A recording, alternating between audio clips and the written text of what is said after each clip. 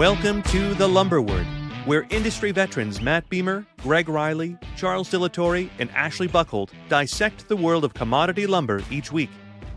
We bring you up-to-date insights on supply, demand, and market trends, plus use our combined experience to tell you what it all means. Join us for informative and entertaining discussions that guarantee to make you wiser about all things lumber. Everybody, welcome to this week's episode of The Lumber Word, episode number 113 on the 12th of March, 2025. We're going to have a guest on today, but we couldn't make the technology work, but we'll have him on. We'll have two guests next week then. So we'll talk about that toward the end of this. So welcome, boys. Anything new going on? We had plenty to talk about before we started here. Yeah, but I don't know if everybody else wants to hear about those kind of things. Ash. Yeah. About how handsome you were telling us you were? I mean, I am pretty handsome, but it's one of those things. Ash. You got a great face for radio. Yeah.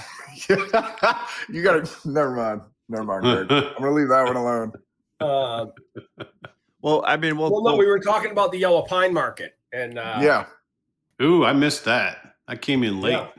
Yeah, we were talking about yellow pine market. Things seem to be a little frozen. Liquidity's kind of dried up. It seems. So here, I'll give my little intro to what I see the market doing right now, if that makes sense. And I'll try to use the word with a T and end in an F less than 5 times, if that helps. So basically, when I look at all the species since January, I can arguably say most of them have moved up 10 to specific items, 10% to 30% on some items. I was looking at 2x4 16s and they were like a 23 or 24% on Great Lakes 16s from January till last Friday's print.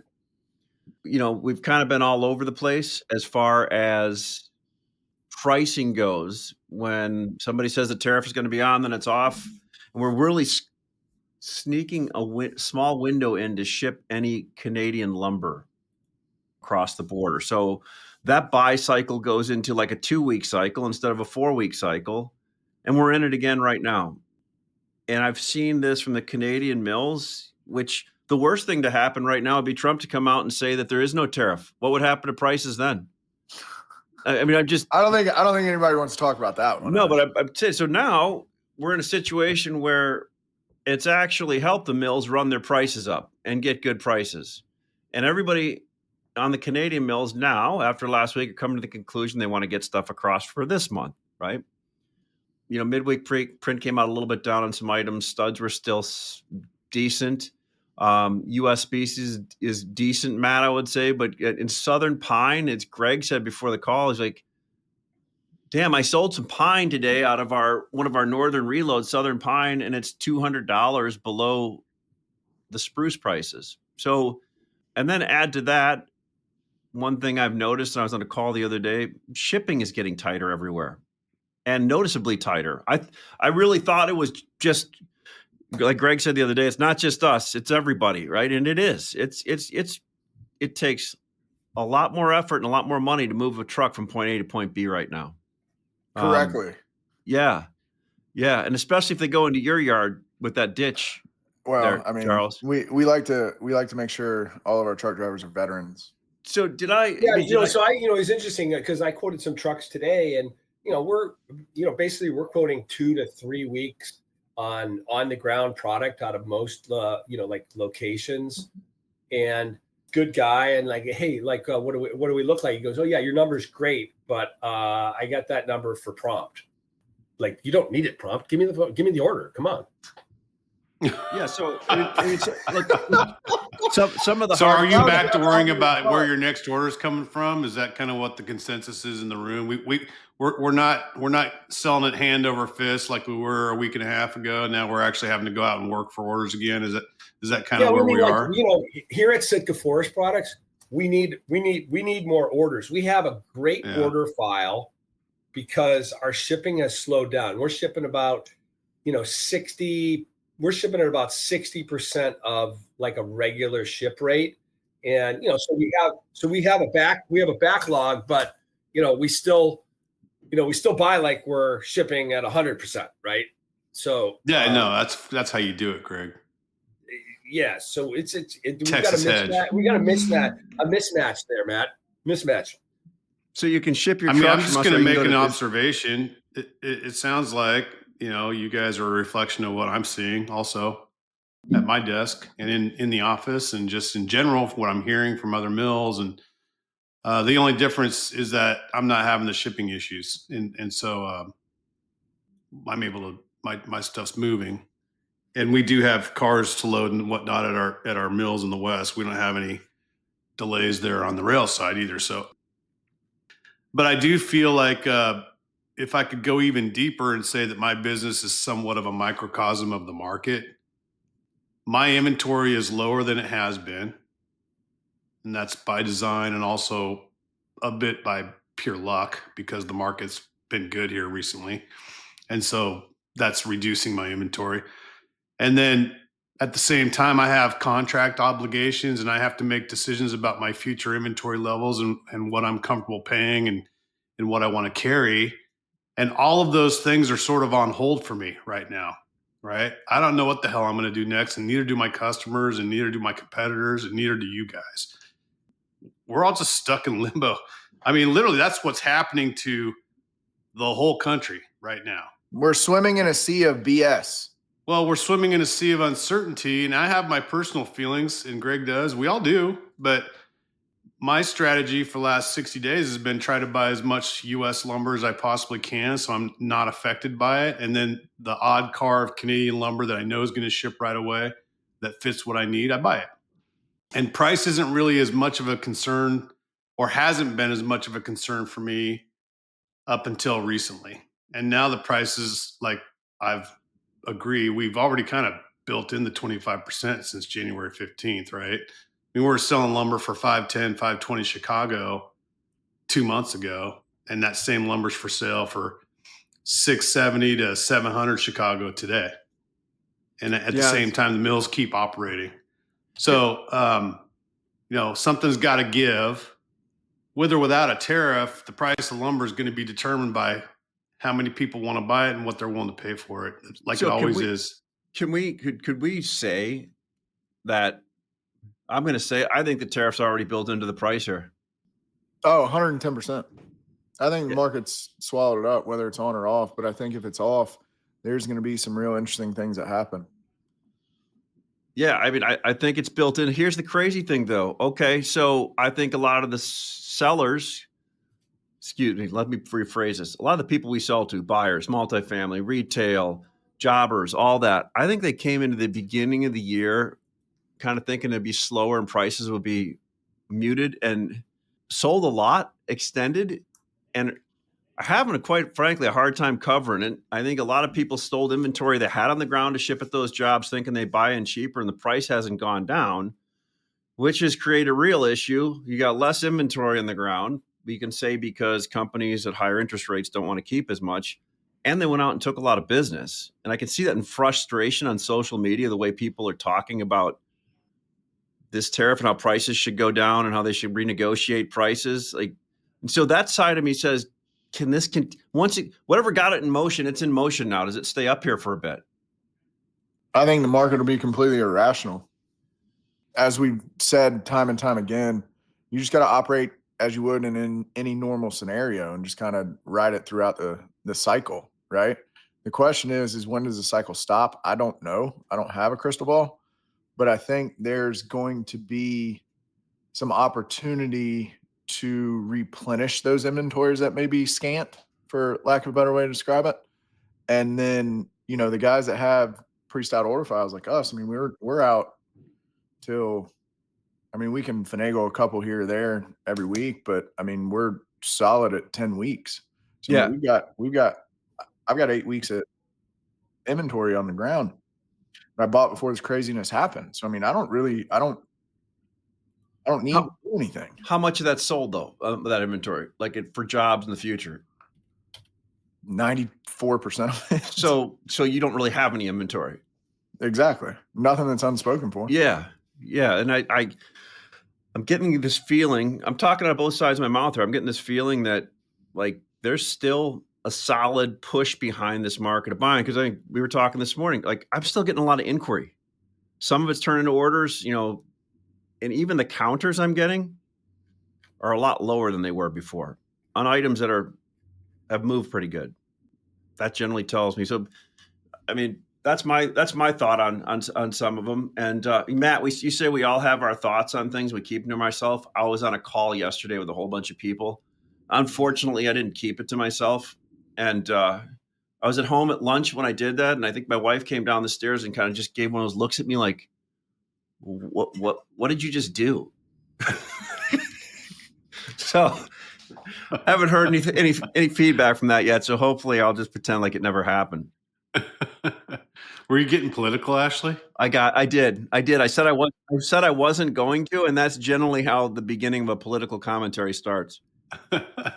100%. That's like the backhanded getting back to that, what Matt said, I think that the toll on the whole like tariff merry-go-round is starting to have a negative impact on the overall economy as a backdrop. Yeah. I mean, I 100%. can buy into the, yes, in the long term, all of this stuff is evil genius and it's all going to work out and, it's going to be great. But, we got some short-term issues. I was kind of going through a checklist and like going, hey, what do I think's going really good? I go, hey, well, you know what? We may have peace in Ukraine. Check. That's great. Hey, we may have peace in Gaza Strip. Check. That's great. We're working to shrink the federal government, although they just came out and it's like, the budget's a lot higher. Up like 17% year over year. February was a blowout. They're spending everything. Yeah. Sounds really great, but check back in 6 months. Check. Hey, we're not going to let dudes play women's sports anymore. Check. That's great. But when it comes to the tariffs, I'm like, end game. I understand part of the end game is that, hey, we want to be more self-sufficient on a lot of things that we have outsourced because there's a level of security in that. The most interesting thing I saw is we as a country, the United States, is one of the most self-sufficient countries in the world. We're the world's largest exporter and we're the world's largest importer, but as a percent of GDP, they're like, I'm saying they're like 10, 15%. We're like 85, 90% self-sufficient. So anyhow, I think that all gets around, to the fact that I think that demand side on housing, as we've been saying, is steady at best. We're going to see a decent seasonal increase over the next 60, 90 days. But that's it. We're not getting like a structural increase. And, how much of the spring buying has already been done? 70%? 80%? That's the elephant in the room. I mean, I think it's like 50 or less. I mean, I could get on board with that, Matt.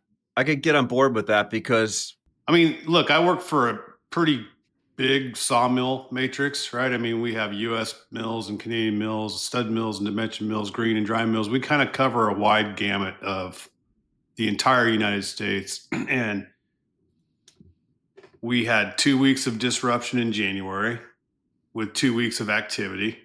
We had the same 2 weeks of disruption in February with another 2 weeks of heavy activity in February. Now we're coming into March and we're going to replay the entire January, February scenario again, where there's an opportunity right now to get lumber bought and shipped before April comes around and what supposedly the next tariff is going to be put in place. So I feel like a lot less of the spring purchasing has been done. And I think our market has been disrupted. The actual natural flow has been disrupted. People's future plans have been disrupted.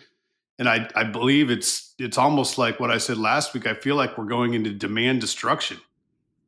But then on the other side, there's people in the room that are pretty smart that I listen to that look at rates, and they look at 30-year mortgage rates coming down, and they look at last week was one of the busiest refi weeks we've had in years. And I had a guy that I do business with that told me when the weather broke in a market that I sell to, they had their busiest week in like 6 months of selling lumber and moving product out of their yard. And so, there's a real push and pull going on right now economically with the macro and the micro. I don't know what to do other than just do more of what I have been doing, because I'm not going to buy lumber that costs $100, $1,000 more just because somebody said there's a tariff. I mean, if that's the case, I'll just find something else to do for a while until things calm down and cooler heads prevail. Hey, Mac, so you're with your company, you guys ship a lot to, I'm still having a visual in my head with Gregg saying dudes can't play chick sports, and like nobody reacted, which means that we are totally this is the right program for me. Well, I just feel like when Gregg says those things, he's basically just throwing a grenade out in the middle of the floor to see who's going to go smother it. Exactly. Yeah, and I'm just like, I'm just going to ignore the grenade. I still want to find the group of people that want to stand up and go, no. We should let guys play women's sports. I mean, I'd love to be in the room. Not only did he throw the grenade out, he went back over there. He's kicking around. It was like full metal. Moving on now. Full Back metal to whatever jacket. you were just talking about. All right, so I heard this today, and I don't sell in California, so the only thing I know is from that movie where Sunshine is from California, that football movie. Remember that one? Remember the Titans? I don't. Yeah, it's exactly it. Good job. You weren't even born when that was out, Charles. But so somebody said that. Yeah, it was. It was they did a remake, and Disney did a remake with Sunshine. A remake of that one? Oh my God, that was a great movie, but you should never touch that one. But back to California, somebody said that market lumber-wise has slowed down all of a sudden. Is that true? You asking me? Yeah, because No, he's asking me. No, the Matt, California market has slowed down significantly. I mean, is that true, and why? Right? From my perspective, I feel like it's just kind of its normal self. Maybe the big picture is less than it was 5 years ago, but okay, it's going through the same spurts as other Western markets are. Nobody wants to load up.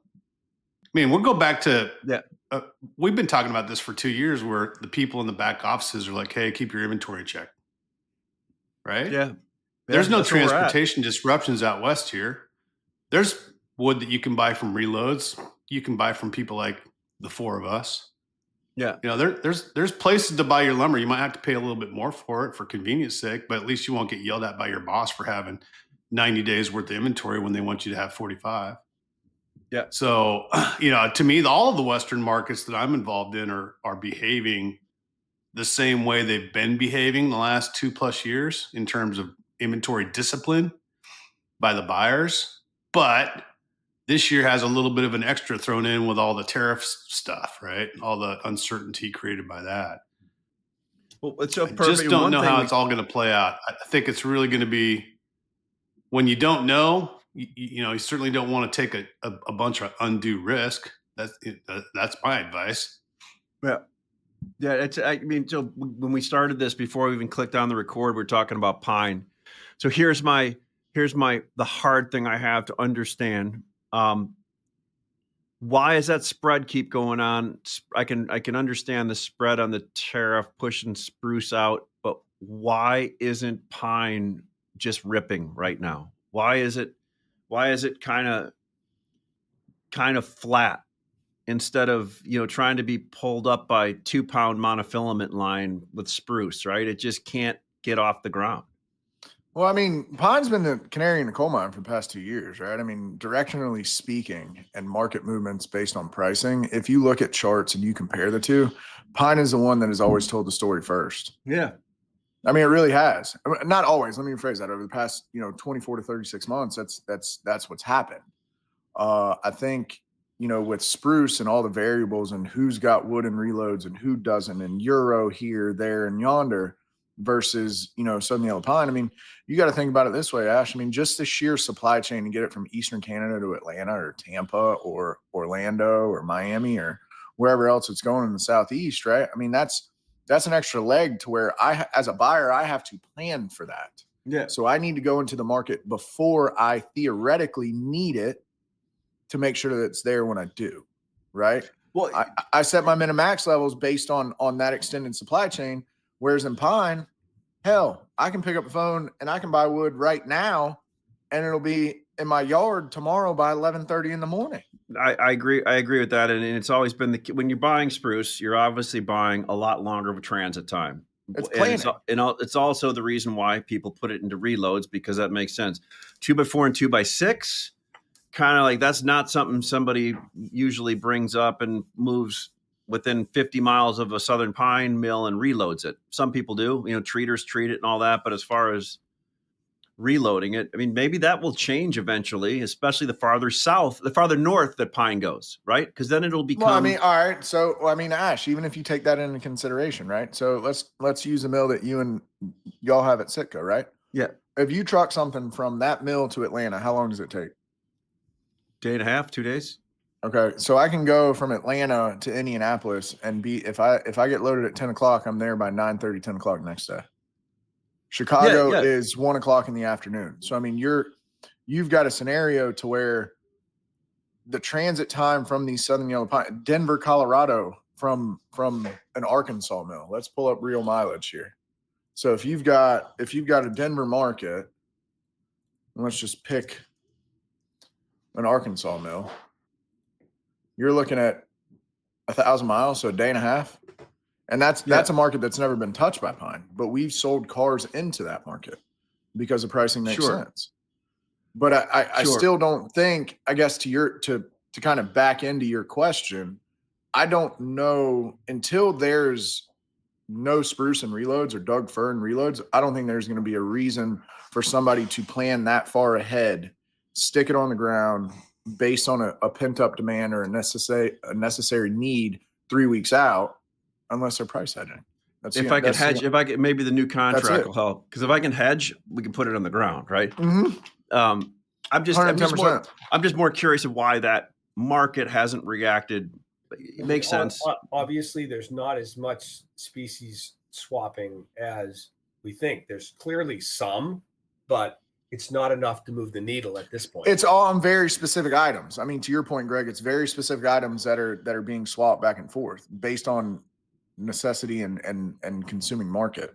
Mm-hmm. But I think that planning in the supply chain and the length of that supply chain, spruce versus Southern Yellow Pine, is a big reason why some of these things haven't exploded, right? Outside of being drug up with 2-pound monofilament. Yeah. That's a good point. Charles, if you had a legitimate 25% tariff in addition to the duty that we're paying, and then the future duty rates going up to 30%, and you had what Kip predicted, massive amounts of mill closures, that kind of stuff. If you lost a big chunk of supply like that, then you would see more of a frantic switch over to yellow pine. But until people have to change, they don't. 100% agree. Same reason why, it's we've always done it this way mentality, and it works, right? It works until it doesn't. I mean, here, dude, I've been doing this for 30 years, and some of the craftiest bastards I've ever dealt with were the guys that bought anything and everything, and they substituted all day long, every day. They'd buy white wood instead of spruce. They'd buy hemlock studs instead of Doug fir studs. They'd buy yellow pine 2x6 instead of spruce 2x6. They just made a living substituting, and they're very creative about how they ran their businesses. Those types of people represent less than 10% of our industry. Mm-hmm. They're really rare. And they're even more rare today than they were 30 years ago because there's a lot less owner operators, right? There's far more corporate owned yards now that are owned by, 3 or 4 large companies. I'm not going to name them all because we all know who they are. Yeah. And so that's another reason why you're not seeing some of that swapping unless it's by need, right? Like the sort of the old time lumber guy, that kept track of his books on a little white notepad that he tucked into his blue work shirt, drove a Ford pickup and I was happen to worth do $10 two million. of those. You know what I mean? Well, not that part. I'm wearing a blue shirt and I drive a pickup truck, but that last part, not so much. But anyway, go ahead. Yeah, you're right. It has kind of morphed into that, where these corporate buyers now have their areas they buy for, and they actually are species. They basically put them in a group with species. You buy the spruce, you buy the pine, you buy the U.S. species. Can we also address this too? It's not going to happen until the people that are actually buying it, the end users that are using it, push back. That's when it happens, right? Yeah. I don't think it's necessarily a price spread, because you can look at 6-inch pine versus 6-inch spruce or Doug fir and justify somewhat mathematically with a calculator. You can justify why you should swap. But as an end user, if the end user is willing to pay for what they want, there's not going to be a change. Yeah. So I just want to bring up one thing is, we continue to grow our audience, more downloads, which, we really appreciate all of that support. We've got more sponsors that are inquiring as to, how they can participate. And I just want to know, want to get some more feedback as what we can do to make this more, to make this even better for our users, expand our audience further. And so, I'm putting that out there into the sphere to see what, to see what comes back. That's and it's interesting. Go ahead. But 1 second. No. Just say we got, we were going to have a really exciting guest on today, but we had the technical issues. Ashley's got a guy coming on next week that's going to blow everybody's mind with his expose on FHA home mortgages that have been kind of put on since COVID. And, depending on how you look at I almost don't want to give too much away about it right now, because I don't want to get scooped. I don't want to get scooped on it, but it could be a ticking time bomb. Why don't we do that one live, Ash? In the mortgage one. We could do that live. And I mean, look, I talked to the guy I talked to him for 45 minutes yesterday, and he's data driven, and he's smart, and he was able to dumb it down for me to understand it. And I'm like, damn, why aren't more people talking about this? Does he have a face for radio though? That's what I want to know. Similar to ours, I think. Similar to ours. Well, one thing Ash and I talked about too, Greg, to your point, and audience and sponsors and what have you, just what we do day to day, was talking more about some of the struggles and logistics issues that we've all discussed. I mean, one of the topics that Ash and I talked about is the current economic environment and some of the credit risks that people are taking on, and how do you mitigate some of those things, like some real in the trenches stuff that people don't communicate on from a trading perspective or a manufacturing perspective from me and Matt's, side of the table. Those are things that I think we can expand on too, because in the current market, everybody's tired of talking about the same thing, right? I agree with you 110%. So those are things that I think we can do and just be honest, be unbiased, right? Yeah, you brought up the point that's what I think what's grown the podcast is the fact that people, kind of do look at us and say, hey, wow, these guys are a little bit unfiltered. And, we've tried to have complete transparency, and, when we're talking our position, we say we're talking our position. We did have, a couple of calls this week with people that threw back at us things that we said on the podcast. So I was talking to Ash. I go, hey, Ash, let's be careful here. Come on. Yeah. We can't have people throwing back at us stuff we said at the podcast. Come on. 60% of the time, it works every time. Exactly. What does Matt say? We're only happy when you're unhappy. Is that how that only goes? Happy when we're not happy unless you're not happy. So Charles was. We're going to ship on time no matter how much time it takes. That's kind of the world that I live in right now, Matt. I'm in that world right now. When the guy's going, hey, this was for the end of February. I'm like, Yeah, we're I just gonna got sit down that on time. email Don't worry about it. myself. I've been Did you- tracing cars. Well, so look at Charles was talking to me, brought up because maybe we should talk about credit and that type of thing, any situations we deal with. But look at if I'm a truck, so I got to call like 7 new trucking companies we hadn't used in a while last week. If I'm a trucking company, especially a large or a trucking broker, I'd be listening to this to see where there's tension or where there's slack in the chain, and look for ways to talk to more lumber customers and open things up, right? Oh, there's a lot of opportunity that we kind of uncover for a lot of different facets of what we do, right? I mean, it just is what it is. You just got to pay attention to the golden nuggets, in my opinion. Yeah, no doubt. So, like, marry, date, dump, good, bad, ugly. Like, what do you? One thing before we do that, let's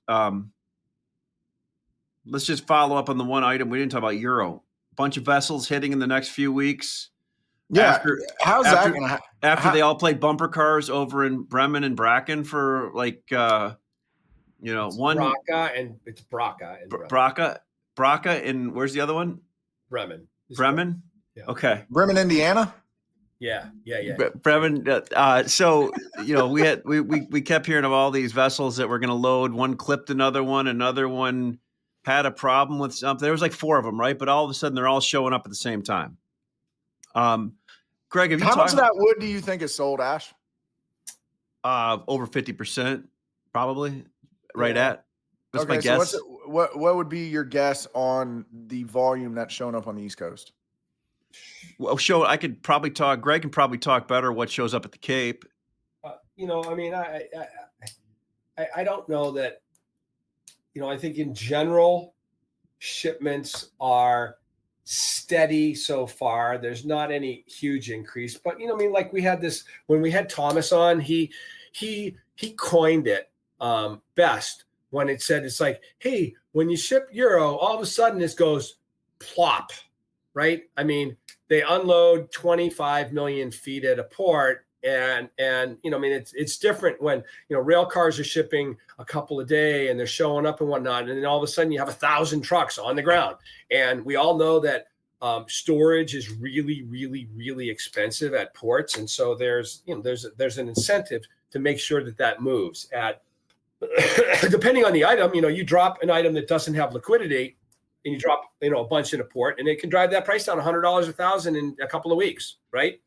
2x4, 2x6, 16 is not as much of an issue. So I don't know that there's any more, but there's probably going to be a little more all at once over the next 30 days. Yeah, I mean, I know what there's certainly a lot less of their bug kill or storm kill wood as far as no grade stamp. We're certainly seeing a lot less of that. And we're seeing a lot more people that weren't shipping over here before wanting to ship over here now, because heck, who doesn't want to ship $700 2x4 and 2x6 16s, right? But I don't think the price of 2x4 is really going to be $700. I mean, to me, that represents the top of the market with or without a tariff. Totally agree. But you time to talk about my poll. Actually, it's a good time to talk about my poll. Matty B. I told you guys that before, though. That's not anything new. Like, threw it down. So I put a poll out on LinkedIn over the weekend. Hey, what's the high in 2x4s for the next 30 to 45 days? Matt, so your call is, this is the high right here? My golden era zone, if you want to talk about that, is the $700, $750 range. I just think that is the sweet spot for sellers. So you're with the majority of 56% of poll takers. Actually, they're all just copying what I said 3 weeks ago. That's true. Way to take credit, man. I like it. I'm just kidding, guys. No, that's what I think. I think that's fully engaging the 25%. One third of people thought that last week's print was the high, whatever that was, 680, I think. And then a couple people that said moonshot, it's going a lot higher. So, I mean. What did you say? I write the poll. I don't participate. Well, the one thing I will say is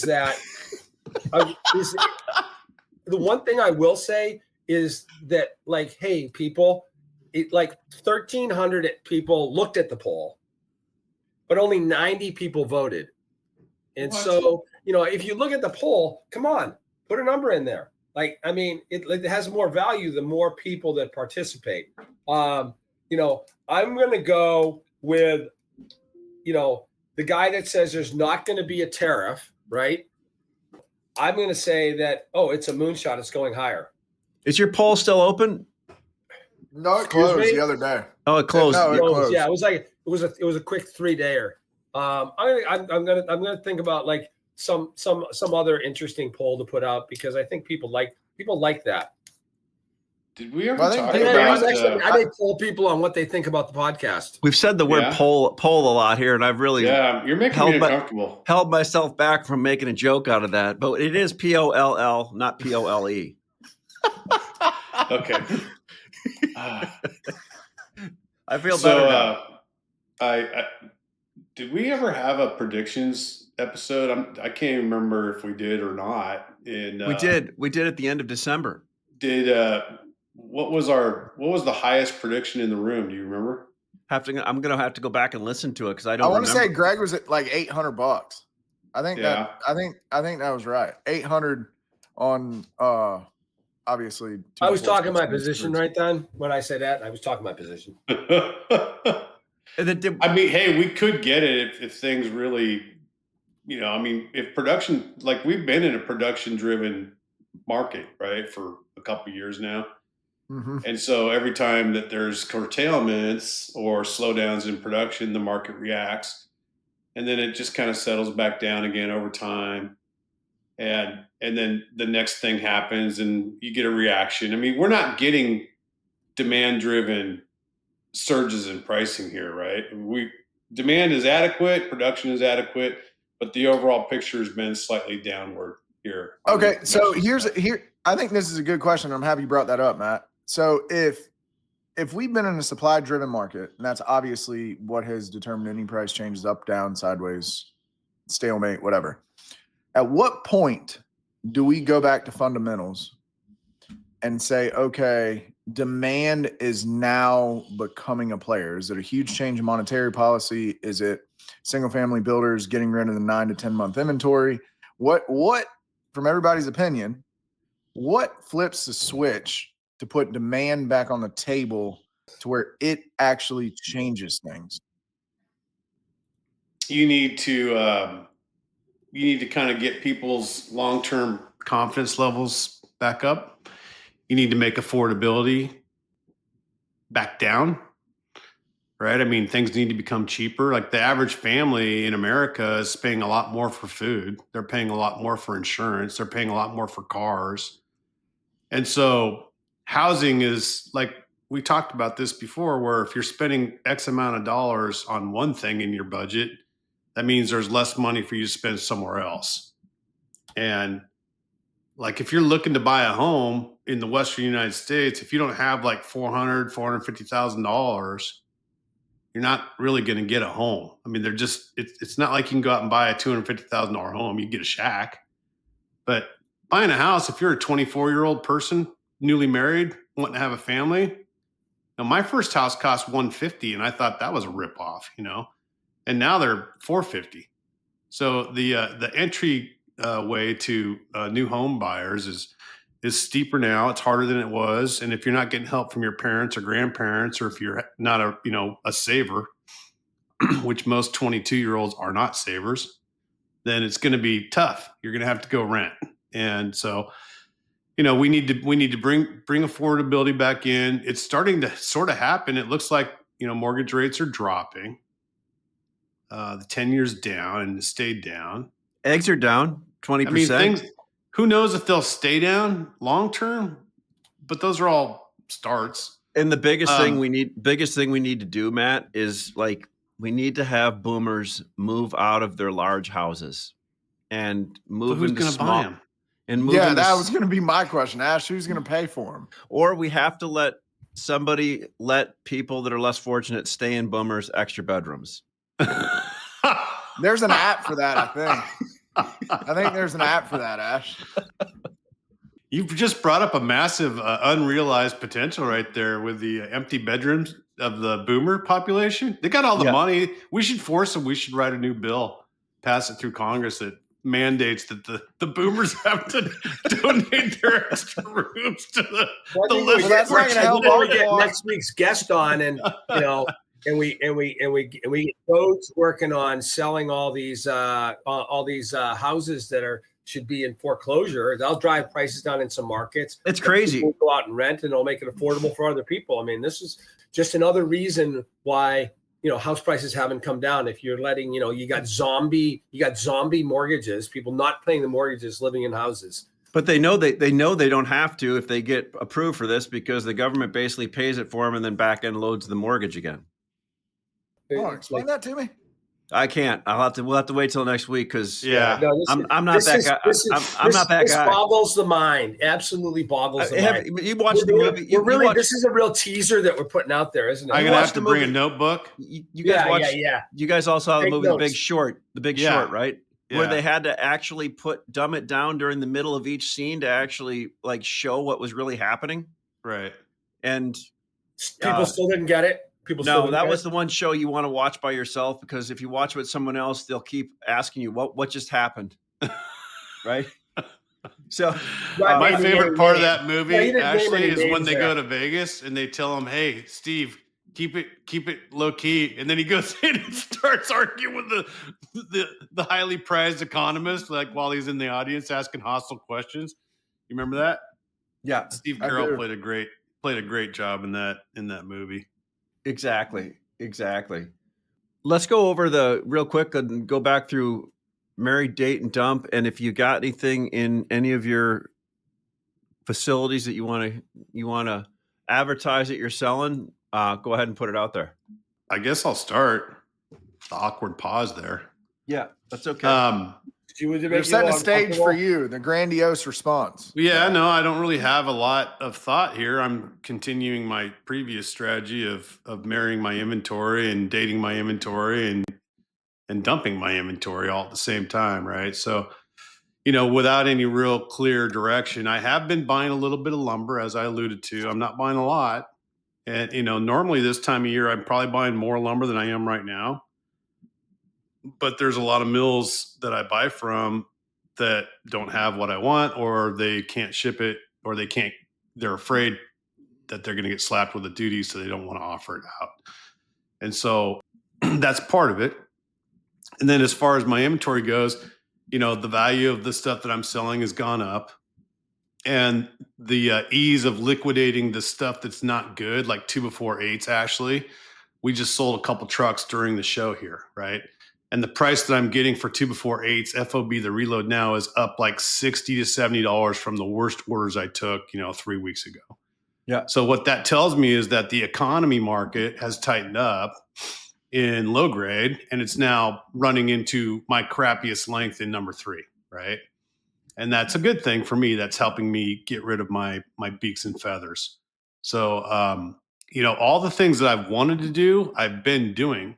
The only thing that I would ask is it would be nice if it would just get a little bit busier. This hasn't been a super busy week, but it's still fine, right? It's like if I went out and sold 50 trucks this week, I'd have to go buy more lumber anyways. It's not like it's that easy to go buy more lumber. So I'm fine with what's going on right now. But that's my strategy, and I'm going to continue that strategy until there's more clarity in the future as to, what are we really doing here? So there you go. All right, I kind of go along with what you said, Matt.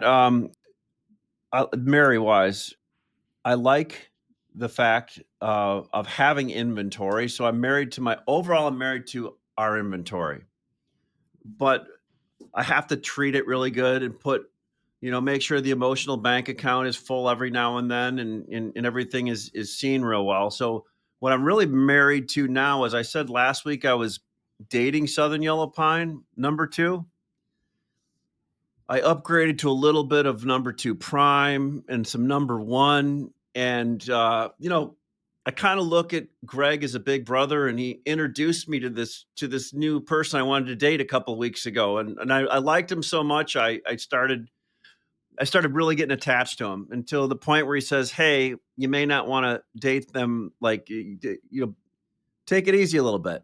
But I like pine. I'm married to some of that now. What I'm dating, stuff like 2x4 14s, 2x4 12s, the cheaper items. I think we kick these around in the in the market, and some of the stud items, 2x4 8 and 9 foot studs. And what I'm dumping is anything over a certain amount of days at inventory that we want to bring to the ground anyway, where we've bought something, forgot about it, and we look at it and we're like, oh shit, that unloaded a month ago. We should probably move that. Things that I sport bought 2 or 3 weeks ago that we probably have no right to have to own.